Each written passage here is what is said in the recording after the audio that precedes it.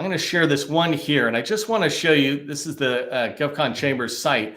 But if you come down here, I've got this image, and I had it somewhere else. I just didn't get it in a place where I could click. But this is perfect because it's a video. If you go to the govconchamber.com site, you can find this video where I talk about understanding the federal sales process. I touch on what I'm going to touch on today from a different angle. But the thing I want you to pay attention to is this arrow across the bottom, right? This is business development. It's developing those relationships, understanding the agency, finding opportunities. Influencing the strategy is about their long-range thinking, and I'll talk about that in a minute. But when you do business development correctly, it should be generating opportunities that your company can pursue. This is leads of opportunities you can pursue. And then from that point forward, however you do this in your company, right? Some companies are big enough, they have multiple hats. I mean, multiple people wearing all these or doing all these roles. And sometimes in a small business, it's one person in the Air Force responsible for business development, capture management, and a portion of proposal writing. But capture comes out of identifying opportunities, and you see an opportunity you want to win and you pursue it and you dive into it deeper. And from those capture efforts, a portion of those will then be pushed into the proposal phase where we're writing a proposal. All of that leading to contract awards. These don't happen in silos. That's the portion I would just want to share with you, right? Is this activity doesn't happen in silos. Business development, capture management, and proposal management. They happen together. I want to use a quick story just to give you an analogy of how these guys could work together, these three silos or three parts of the federal sales. In software development, and I spent 20 years in the IT space, including in software development, network engineering, et cetera. But there's something called DevOps. Now it's called DevSecOps. Pretty soon it'll be called SecDevOps because we like changing things. But DevOps, the whole purpose of development and operations was to bring together these two silos that operated as silos, to bring them together for the purpose of the agency or the business to be able to accomplish what they needed to accomplish. To teach these two units that it wasn't about operations and it wasn't about development, it was about the organizational's mission and could they accomplish it. And so the way that it used to be is development, application developers, people who develop software, they would develop software and we would say they would throw it over the wall when they said it was done. They throw it over the wall, it looked good to them, they threw it over the wall into the operations side. And the operations side is the people who take that application and they put it on servers and they make it available to the users. And almost always it would break, right? And then the fighting would begin. You know, the operations would blame development and say, hey, your code's no good. And development would say, no, you guys don't know how to deploy software, blah, blah, blah, blah, blah, right? They'd fight. And the whole point of DevOps is they brought them together and said, you know what, why don't we get rid of the wall and work together? The operation people, the people who know the risk of deploying software, can come early in the process of development and just give guidance. They can't tell developers what to do, but they can provide a little feedback along the way saying, you know what, that thing you're doing, it's going to cause problems here because we had to deploy this other thing that you're not aware of. And development's going to go, oh, I didn't know that. And they can make changes based on what they know.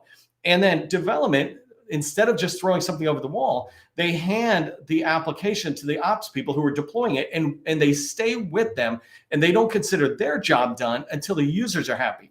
Everybody is now focused on the users instead of development and deployment.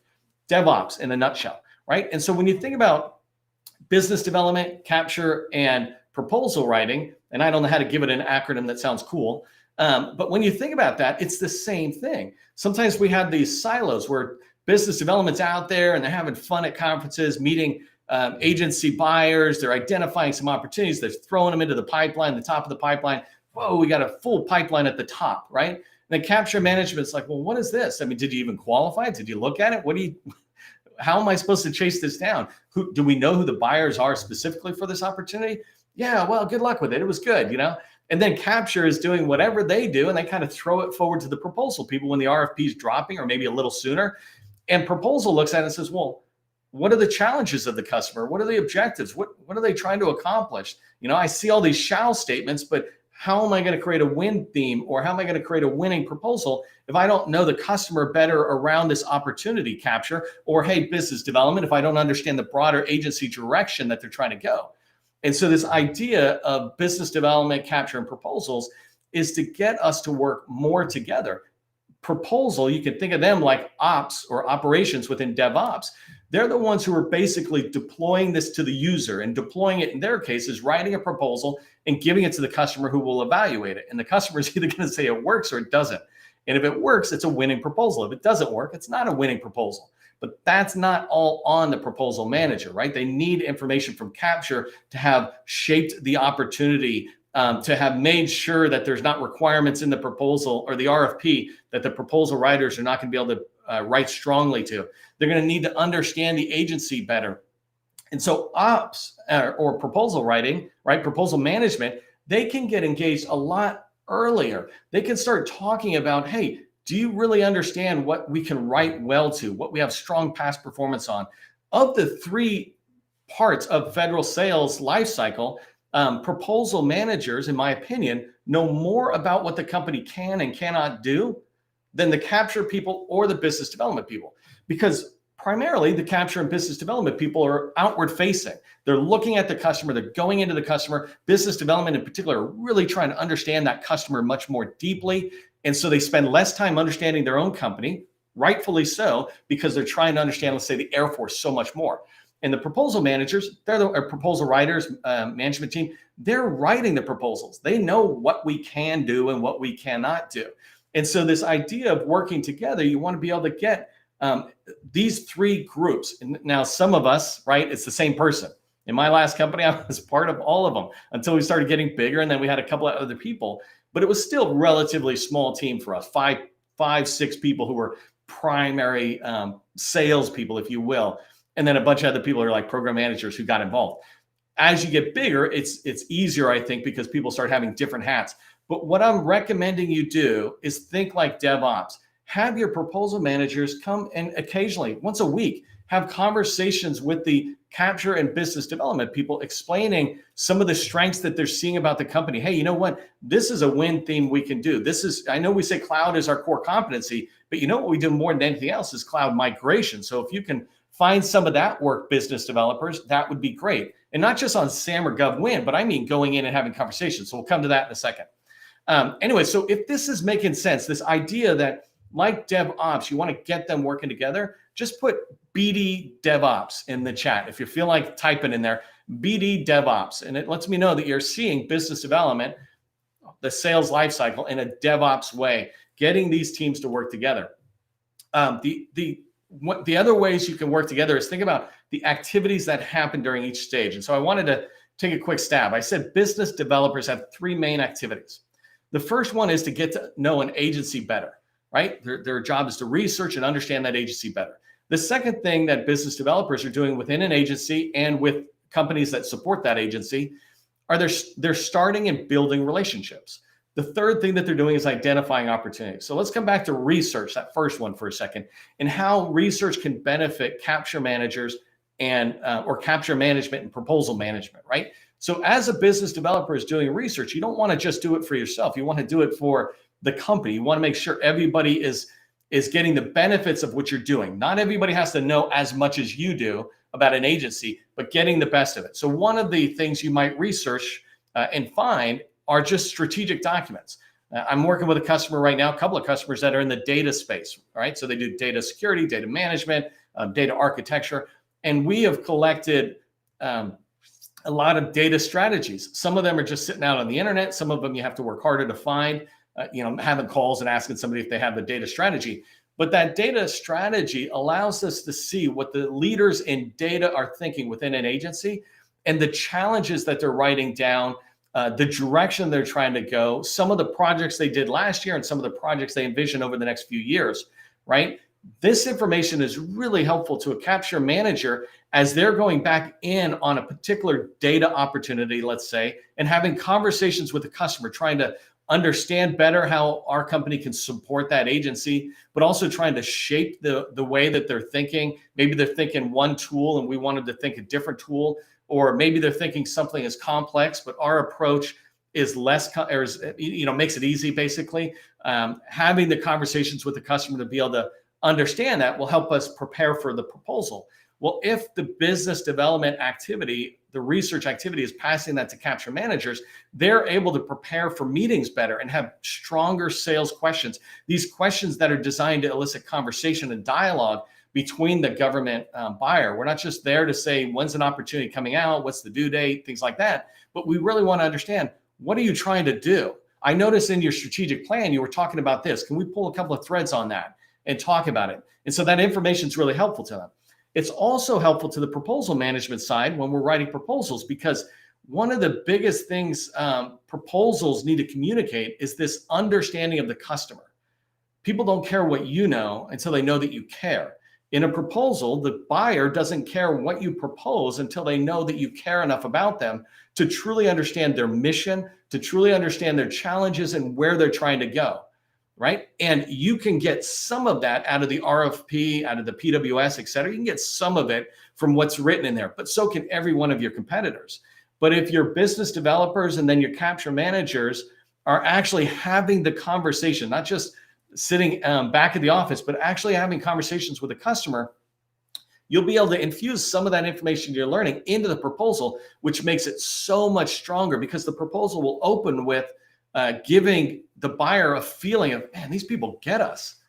Like, are they an incumbent? Have they been here? They get us. They understand what we're trying to do. Now I'm open to hearing your recommendations and your solutions, et cetera. So that's one thing, right? Research and how it moves all the way forward.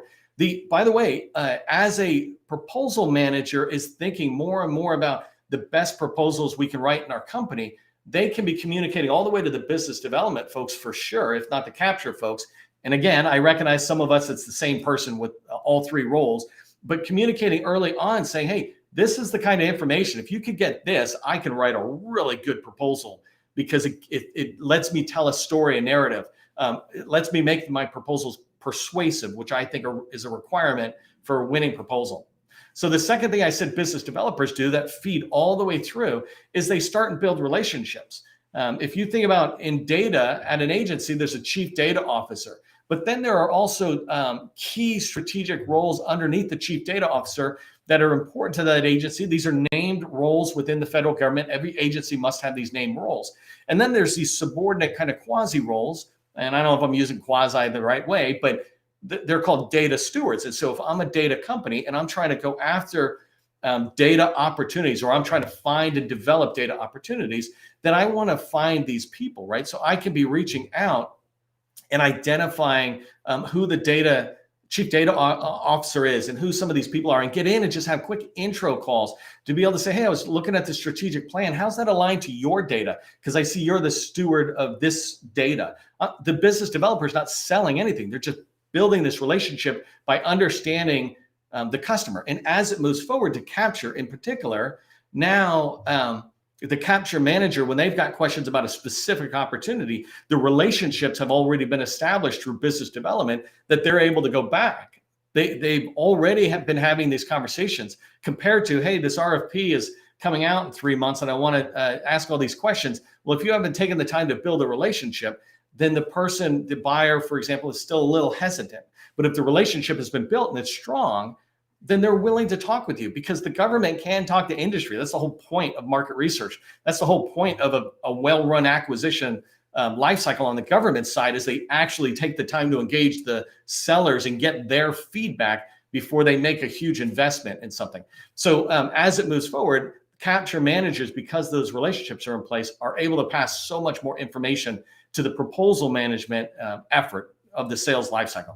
All right, and so just moving along that thread, right? When you have these relationships, this is how you can begin to find out about opportunities. Think about an agency that you might want to get into. Air Force, let's just stick with that, right? The Air Force has opportunities. Where would you learn about them? SAM.gov. Give yourself 5 points if you said SAM.gov. Give yourself another 5 points if you said one of these tools that are out there, like GovWin or GovTribe or whoever. You would find out if you're on a contract vehicle like Oasis or something, you would find it in that vehicle, however they're spitting it out to the contract holders. At some point, you're saturated and you're only hearing about opportunities that your competition knows about. What you want to do is, through business development, is to get in and identify opportunities earlier We talk about shifting left in the sales life cycle, right? If you think about the sales life cycle, you've got award, and from the award, you've got RFP dropped and submittal for the proposal, and then you got RFI and market research, and then you got before that, like, and so you can even think about the forecast. I was just sharing a forecast for somebody.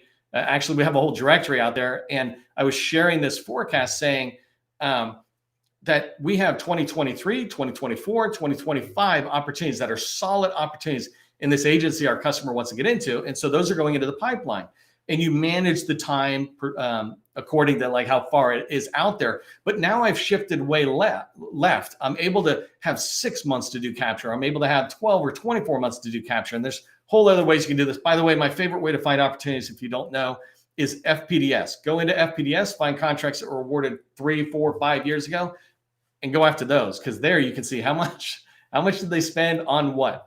Right? It's a pretty good way to find opportunities that might fit for your company. By the way, let me take a quick break here and show you one thing. This one, I just want to let you know that today we dropped these out, and these will be helpful to what I was just saying. But these 3 directories on the govconchamber.com website, and the one I was just mentioning is this one in the middle. It's the long range acquisition forecast. And this is one that has over 100 different forecasts for agencies out there.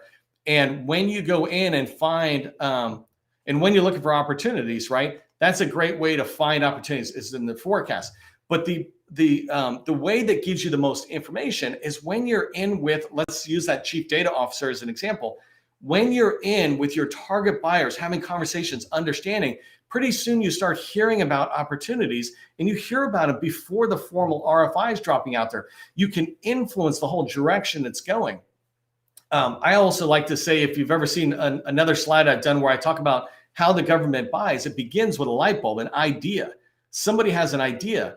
Well, business development is all about generating that idea, not just being there to hear it about the idea once it happens, but getting in there and saying, hey, our company does, like I have a customer who has 3 new products, or they've had them for a while and they're pushing them out into the federal space, but all 3 products, they could go and start talking with a government buyer and put the idea in their head, which now they're at the very beginning of the entire life cycle.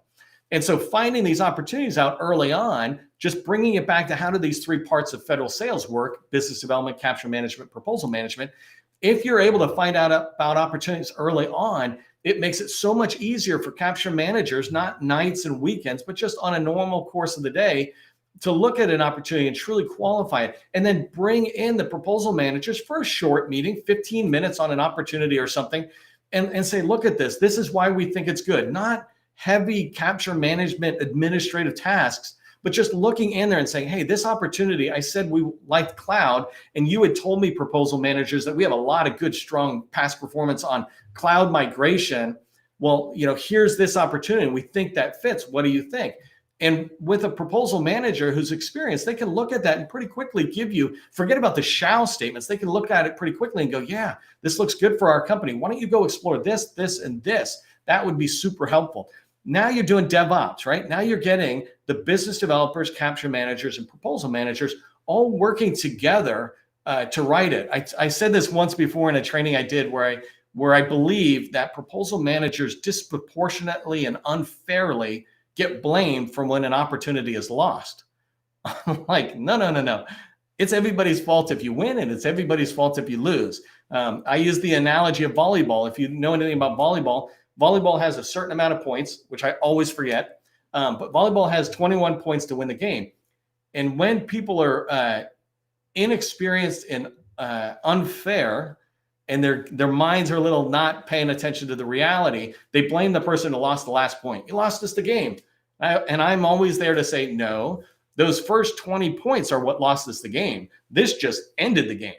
But the game was lost when you were losing points, or the game was won while you're winning the points. And so when you get a team to work together, proposal management, capture management, business development, when you work together, you truly are going to be working together to bring opportunities over the win line. And you're going to start having way more wins because you stop doing things like a fire or reactionary. And this whole thing I talked about today, it's a proactive approach to sales. So just think about bringing your teams together in there. Okay, so in this lesson, we talked about the three parts of federal sales. Just a reminder again, business development is about understanding the agency, building relationships, and finding opportunities. Capture management is about shaping a single opportunity's technical requirements and acquisition approach. Proposal management is about writing a winning proposal. That's it, right? And so here's my tip for you as you go away. I try to take tips, give you tips for each one of the trainings. And today it's a tip for your entire company or as many of the people as you can. Teach your staff, including those people who were billable working with the customer, teach them how the sales cycle works. That video I had on the GovCon Chamber, it's a great one just to send them, if you can't have a meeting, send them that video. Go ahead and use any of the material that I have and I've used with you. Billable people don't have to sell, but they do need to know how you make money. And we experienced people, we need to remind ourselves how the company makes money. What's the life cycle like? So each of us can help in our own way. And the reason I say include those billable people is because you want to make sure that they're aware of how the company makes money. And if they can help, they will help. If you found today's training valuable, do me a favor, consider becoming a sustaining member of the GovCon Chamber of Commerce. Remember, government contracting, it is not a secret. It's just a process. I'll see you in the next training.